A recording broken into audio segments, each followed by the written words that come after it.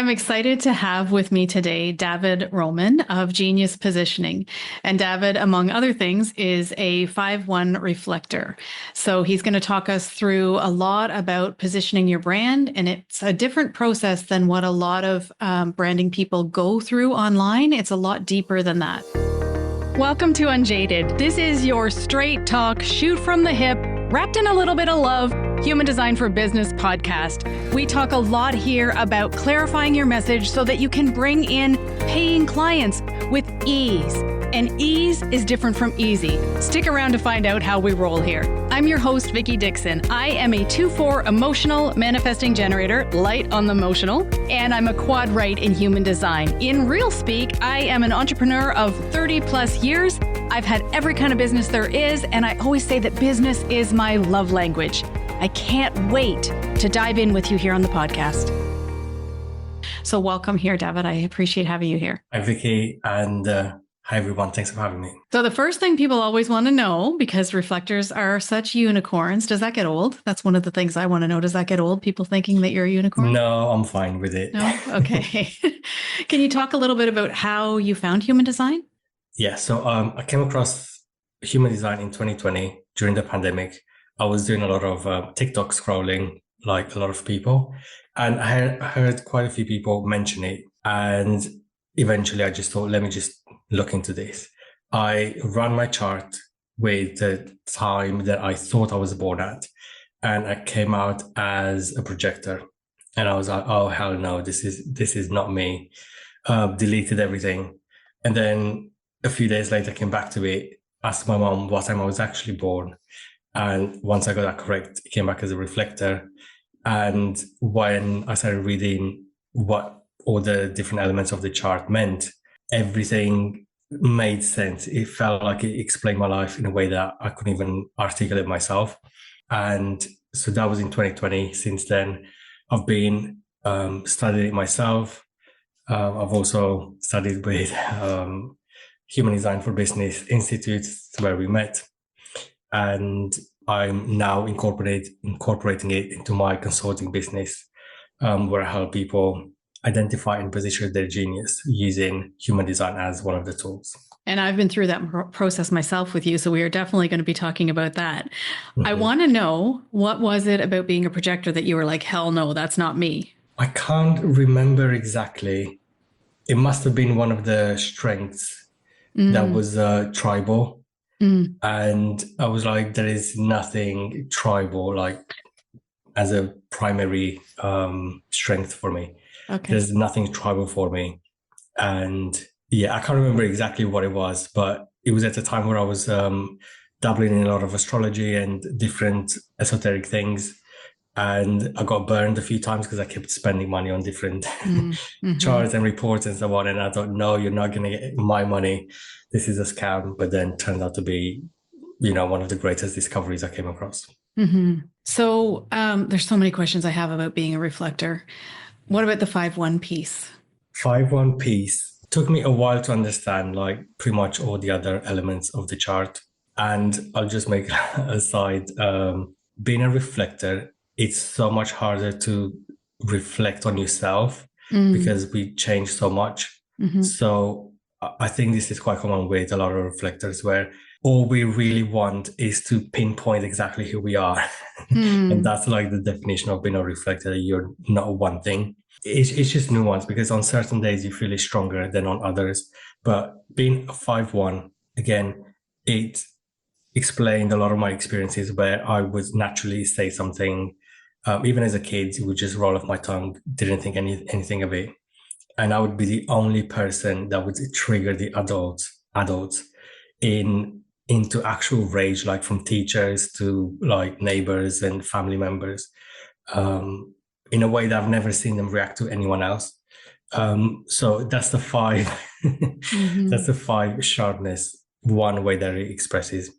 And the 1 is really fitting for myself. So I am very much a book nerd. I get my security, my confidence from studying and learning. So whatever I need to do, I need to watch videos, read books and so on before I start it. even with podcast interviews like this, it's so different. Our approaches where you just like turn the mic on and start talking, and I need to have like a script. I need to know ahead of time what we're going to talk about and have like things prepared. So that it's just interesting how that shows up over there.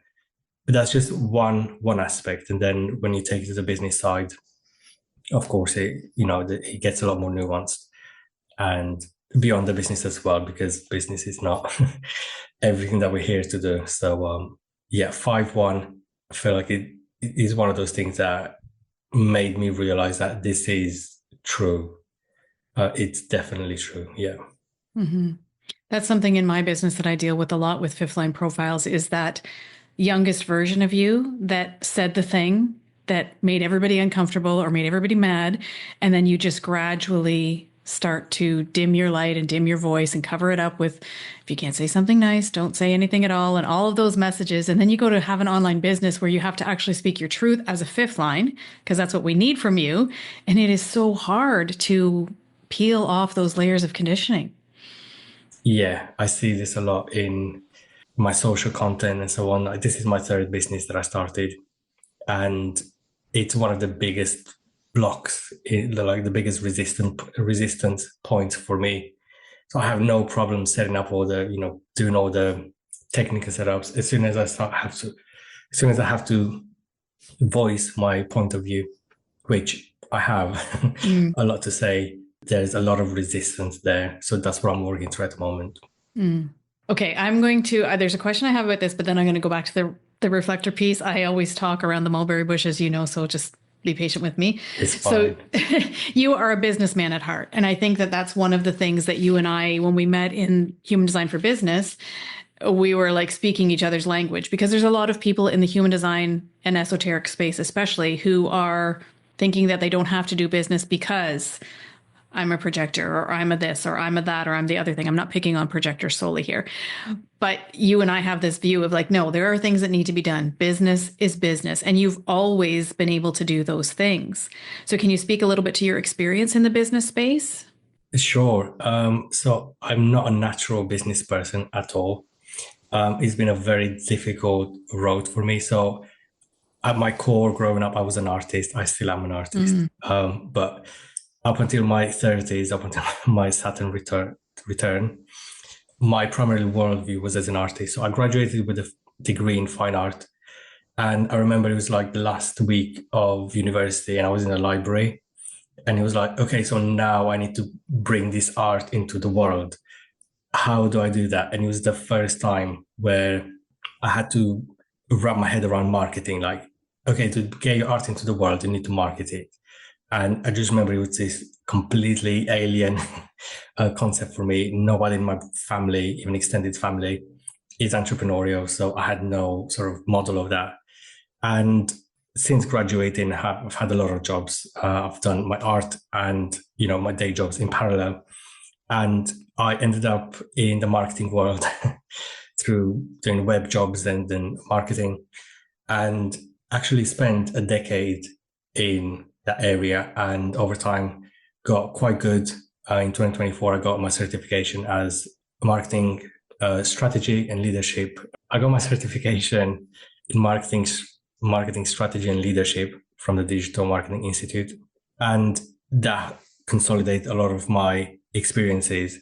And these experiences have been very difficult for me, but having worked with hundreds of businesses from complete 0 point to massive brands like Sephora and so on, I have firsthand experience what it takes to market yourself, to put yourself out there, to make sales, to put systems in place that work.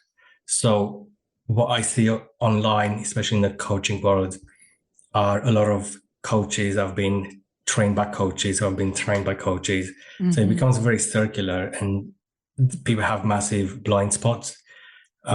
Because, as you said, at the end of the day, business is business. No matter what industry you're in, the fundamentals are the same. And no matter what type of business you run, the core pillars are present in all of them. So you need visibility. You need to let people know that you exist. You need to build trust one way or another. and need to make sales and then, of course, deliver. And for each one of these, there's hundreds of tactics and systems and models and so on. And all of them work, right? So that's not the question. It's more so figuring out what works for you. And having worked with so many businesses up until this point, I've learned to recognize patterns, and merging this with human design, niche it even further into matching what's right for a person. And by working with so many businesses, I've learned to recognize patterns and be able to match marketing activities that suit a person with established business principles. I think that's the best of what people can do who are entrepreneurs at heart and who have come up in the regular business space. And then when we add human design, it's magical. So I've had the experience of working personally with you. I feel honored to have gotten to work personally with you. And I had the experience of looking for someone to help me with my branding because I knew my brand had really changed over the course of 3 years. But everywhere I looked online, I saw people talking about fonts and colors and pictures, and I was just so over it. I knew that I wanted to go deeper, especially with that second line profile of mine. I really wanted to get to the depth of what is it that I'm here to do. So you took me through a process that you take your clients through now with your business hat on and your human design for business hat on and your reflector hat on and your 5-1 hat on. Can you talk a little bit about the process that you take people through and how it's different than the regular branding space? Sure. So there's a fundamental difference between positioning a personal brand and positioning everything else. So like corporate, product-based businesses, tech, and so on.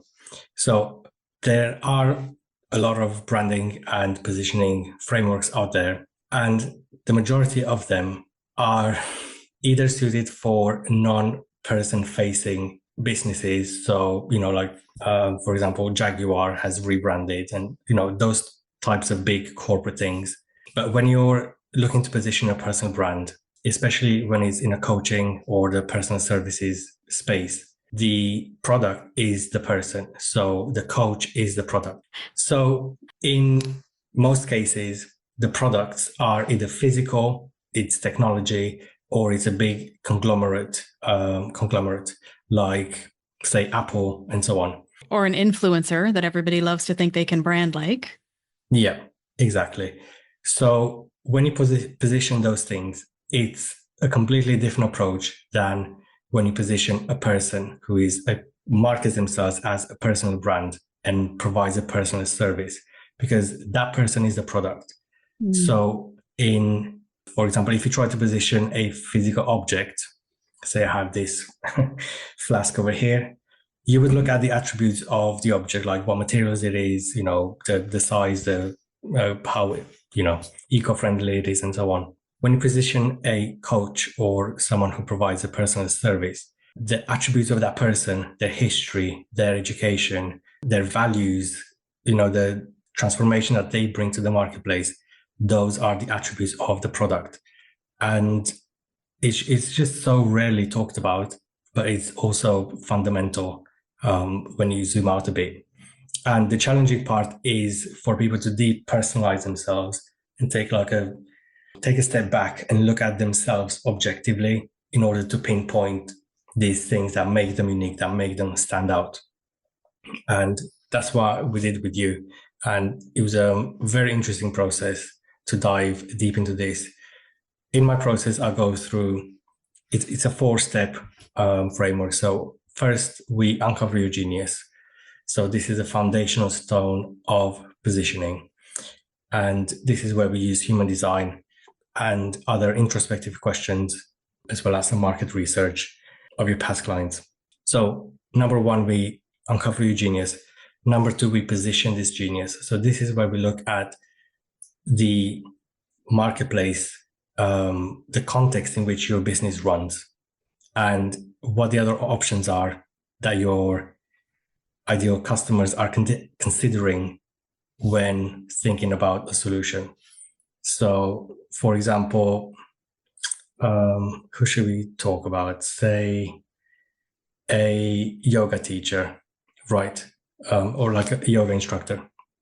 They the person who is looking for that service is not necessarily comparing a yoga instructor with 10 other yoga instructors, right? It's either I'm doing this, or I'm doing an online course, or I'm going for a hike, or I'm doing something completely different. Like, so the solutions that your ideal clients are considering is not picking between one or between you or one of your peers. It's actually much different than that. And we want to position ourselves in a way where what you're providing is the obvious best choice for what the person needs. And this is where we need to get very clear and specific. We don't want to be unethical. Like, we want to definitely understand what their pain point is. And if what we're offering is not the right match for them, be upfront about it and actually turn them away and point them in the right direction. So that's the second point. We position them. Number 3, we create a world around your brand. So this is, Vickie, where when you looked at the marketplace, you were seeing people talk about brands, brand colors and fonts and all of this pretty stuff. So this definitely plays a role, but it's not the entirety of it. Also, when we talk about world building, this is a much more holistic approach to a personal brand, which is different from the traditional approach, which says, just have a couple of content pillars and pick a couple of hobbies and talk about them. And, that's going to lead to sales. When you're a coach, when you're a service provider, people don't just buy your service, they buy you as a person, and they want to buy into your world. And it's up to you to proactively create this world. You don't want to let people imagine or fill in the gaps for you. And this is a really powerful way to proactively create this and really turn up the volume on the magnetism of your brand and make it so irresistible that the more time people spend in your orbit, the more attracted they are to committing to working with you. And then finally, the 4th step is we create a marketing system, a lean marketing system that's custom designed for you.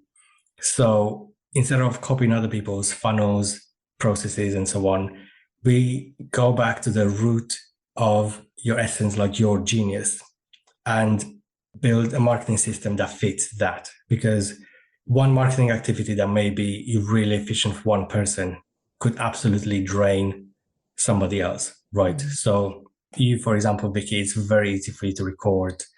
Podcast is very natural. You can just do it on the fly. When I record videos, I can do maximum 2 a day and maximum 2 in a week.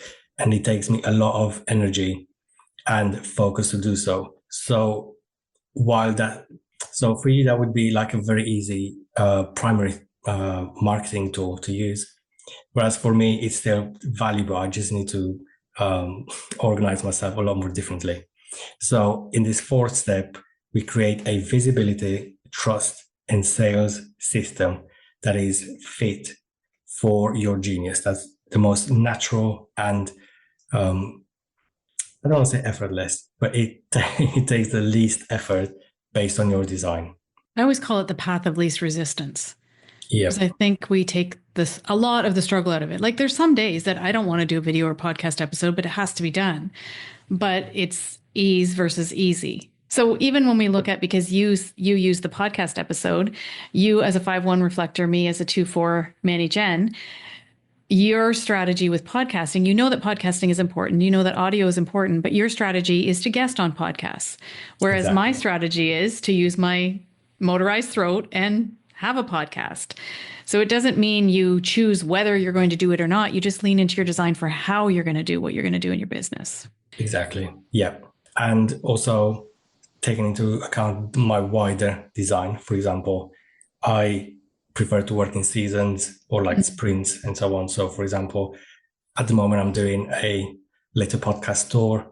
Yeah. And once I finish it, I'll, go and do something else. So I'm not committing myself to like consistent long-term things, which plays into my inconsistent nature as a reflector. That's one of the things that I loved. I love that I get to learn from you, both from the 5-1 perspective and the reflector. I feel like I've got this front row seat sometimes for business stuff. But you said to me one time, I'm never going to commit to something that long a term again because I don't know who I'm going to be at that time. And Yeah. that really, it goes back to you saying, well, it's hard for us as reflectors because one day I'm this, one day I'm that. I don't even know if you can put that into words how that feels, but can you try to put that into words how that feels in your life? That difference in consistent energy? Yeah. It's personally, I've had a lot of shame associated with it Mm, and a lot of pressure. So this is both mainly from my art business, mhm, where naturally every 2 years or so, my art style changes significantly. And it's not necessarily something that I want to do. It's just like my brain switches and I have to drop everything and move on to something new. And I look at other people who have had a consistent style for like, either across their career or at least for like a decade. And it's a lot easier, like just in terms of like product management and stock and so on, like it's a lot easier to, leverage consistency. Whereas when you change all the time, I have to like just constantly scrap my website, remove all old works that I don't want to sell. It just makes me feel like for a long time it may feel like there's something wrong with me. Like, why do I have to keep changing so much? Like, is it because whatever I've been doing is not the right thing? It's just a lot of that. Also in business, the world is kind of set up for consistency. So we see that both in the algorithms, but also with branding and the way you portray yourself online. So if you say you're this kind of person or you offer this product, mhm, right? It's much easier if you sell that product year after year after year, because the mhm, hardest part is launching a product. And if you naturally evolve and say after a year, this product doesn't naturally feel aligned with you anymore and you have to drop it. Yeah, I find it's a more difficult role. But what I'm learning now is to proactively position myself and communicate that whatever I do, it comes in seasons. So mm. at the moment I'm offering this and I'm not going to commit that a year from now it's going to be the same. So I'm just I'm just learning it as I walk it. Mm. I love that. And your social is David Reflects Genius. And you said to me a long time ago as well that you have always done that in your life. You've always recognized genius across all of your careers. You just have this thing that you do. What is it that you do? Yeah, so I've similar to you, Vicky, I've been that, high achieving kid that, had to be the best in class and so on. So I've been surrounded by the smartest kids growing up in high school. And it was so easy for me to recognize the genius of each one of these kids and where they shined the most. And then in my art business, I capture the essence of uh, movement at its best. So I've been painting a lot of athletes in the past and so on because it represented physical physical skills or excellence at its best. Now I'm pivoting again and it's becoming a bit more esoteric, but it's again the same thread of genius. And we're in a period now where we're rediscovering what it means to be a human and what our highest expression is, because we're going from an era of workers where humans were defined by their work and labor output. And a lot of this work is now being taken off the table. A lot of this work is being taken off the table in a very obvious way. Mhm. And while, yes, that's scary for pretty much everyone, it also frees up this time and mental capacity. And in this space, I think it's essential. What I think this is my role right now with my art, to prompt people to question like what their highest expression is. And as a reflector, I naturally see this in people. Mhm. So it's just interesting how across two different businesses, the same sort of life theme expresses itself. Mhm. You're using your gifts. I'm doing my best. Yeah. Yeah. And so I would like to reflect on my personal experience of working through this branding process with you, if that's okay. So, one of the things, as you know, I'm a second line, which can be something where we question our own gifts. Like, I think everybody does that though, but second lines, I feel like it's kind of on steroids. Mm. And the process, some of the things that I really loved about your process, one was the reflective questions that you asked me didn't feel like I'd done them 100 times before, because there's a lot of people in this marketing, branding, positioning space. All the questions are always the same, but yours were a little bit different. And I like that. One of the things that you said when I interviewed you on the Pulse that really was like, whoa, and it's making me come back to my own table a lot and be like, okay, Vickie, but you said the outcome that people get, or the biggest outcome that people get, shouldn't come as a surprise to them. Like, it shouldn't be this, oh, wow, I wasn't expecting that. They should expect. And that was really profound for me, because a lot of the work that I did before was kind of like a best kept secret. This past week in Content by Design, I still have to share this on socials, but I got so much feedback around, I've been stuck for years, and this finally brought me back to myself. That's the power of human design. But I was like, I better get talking about that. David would have me talking about that in my marketing for sure. And another piece was actually asking my favorite clients, what was the alternative? Because I think that's something that we assume we know who we're up against. And I mean that not in horrible competitive terms, but competition is real and we have to look at it. And the answers really surprised me. They weren't what I would have expected. So I think that's really worth diving into with you, is who are you actually positioning yourself against, for lack of a better word? Because you're probably way off track with what you're thinking your people are thinking. I hope I'm saying that in a way that makes sense. You said it perfectly. And I feel like until people actually do this work, they won't understand how profound this realization is of what people's actual other options are before they decide to work with you. And it's got nothing to do with competitiveness. And actually, I love this bit that Seth Godin said in one of the interviews. Actually turning people away and pointing them in a different direction, like to a different coach, a different resource, a different solution, is actually an act of service for that person. So we're coming on the back of this bro marketing, where sales was get on that 15-minute call and whatever objection they have, turn it around into yes, basically. And not only is that so horrible for decision making, which with human design, we see how people make decisions. And some people, it would be wrong for me to ask someone to make a decision on a call. Like, it doesn't work like that. So we don't want to carry on what the bro marketers did, where we try to persuade people that we are the best choice. The highest service we can do is be really empathetic and look at the data, ask people for feedback and see what they're actually considering, and understand that that's the context within which they're making a decision. So for example, someone is trying to climb a mountain, right? There's 3 routes up the mountain. One is through the forest, one is going by a lake, and one is, going through some caves. All 3 take people to the same place. If you know that someone prefers caves, it's your duty to point them in the direction of the caves, even if that's not the service that you offer. So that's what we're doing in this exercise here.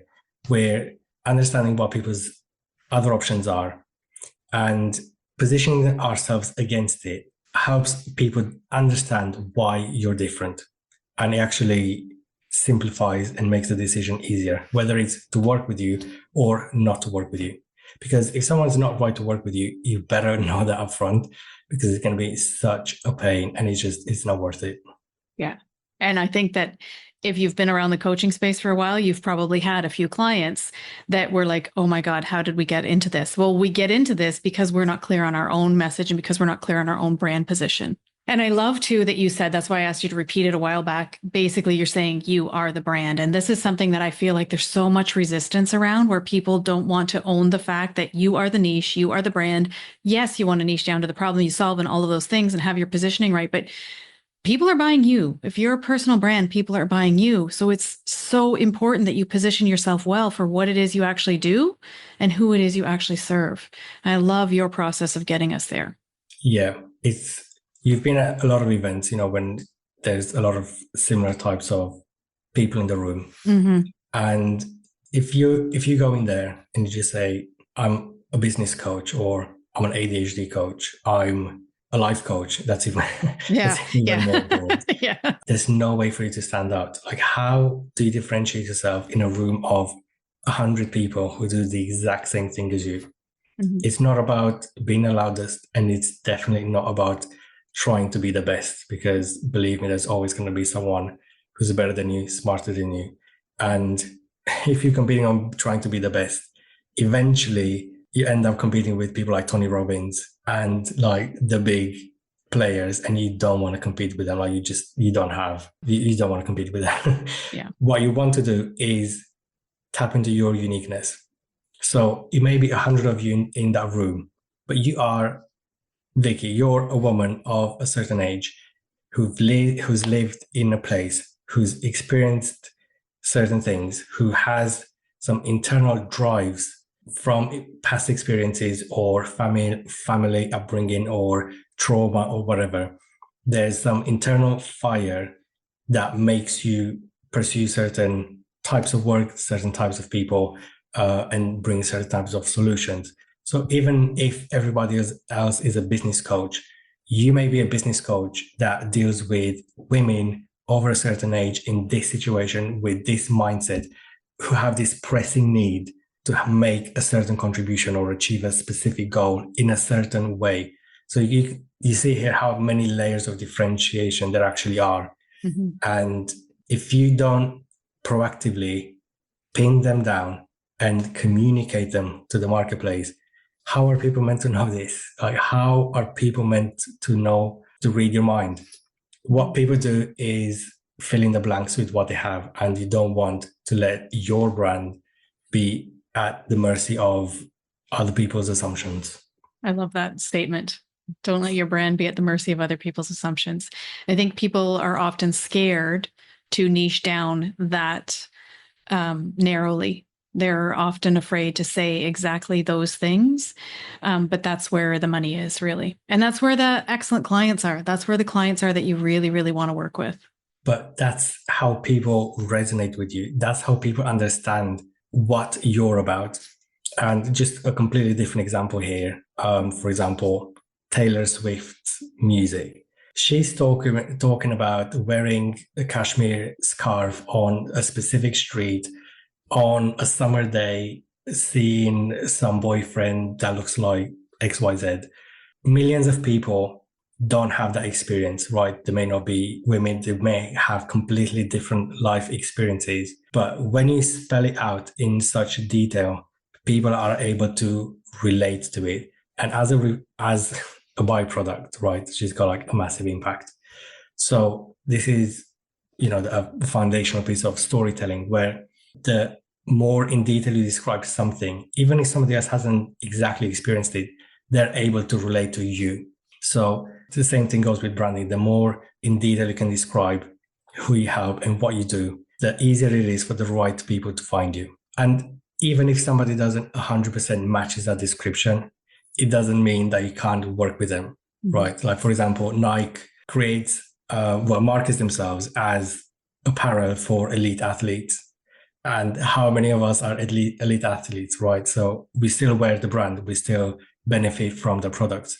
So you can go really niche to help find your best clients. And then you can still work with people who are degrees out from that, but it's going to make everything so much easier. Yes, agreed. And I love with your process, of course, I love it because it's human design informed, but it's actually taking your own strengths and your own gifts and saying, okay, this is inherently who you are. How do we use this? Yeah, that's the big difference between traditional branding and even personal branding and human design. It helps us tap into things that may be completely unaware to our conscious mind, but maybe it's still a massive driving force or a massive skill in your day-to-day life. So where can people find you online? Sure. So I'm on social at David Reflects, on LinkedIn, David Roman. And for the experienced coaches, so established coaches who've been around for a while and, they're getting clients, but they want to scale and they can't imagine working twice as much to make twice as much money or more. I created a resource which goes over my Genius positioning framework. You can get it for free at yourgenius.co. I'm going to give Vickie the link to put in the description. Go through that. It outlines my process and is going to help you understand the pieces you need to stand out and differentiate your personal brand. Thank you for that. I know when you shared a resource like that on the Pulse, a lot of the feedback we got was, "Oh my God, he's giving this for free." So I appreciate you doing that for our listeners, and also the established coach piece, because it's important that people have data that they can use to do these exercises. This is probably not for someone who's getting their first client. Exactly.